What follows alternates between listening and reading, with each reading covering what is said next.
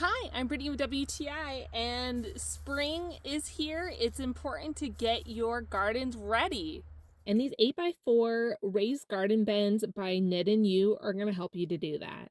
It came in a set of 2 and was perfect for this big open space we had next to our garden. It came with its own gloves, the bolts and nuts to tighten. It was so secure. Once you build the 2 corners, you can just get the next side ready and then connect them together. And then once one done, you just put the other one together and you are ready to just dig up your compost and layer your compost with fertilizer and ash.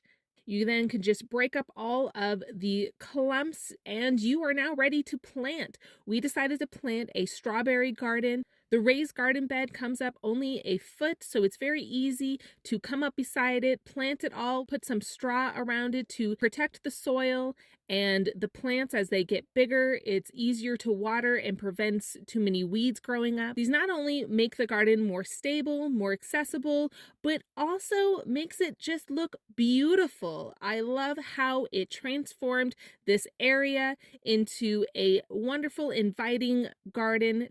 It is just such an upgrade to this space, and I just love how it has simplified things so much. This is exactly what we needed to transform the open spot that we had into a beautiful strawberry garden.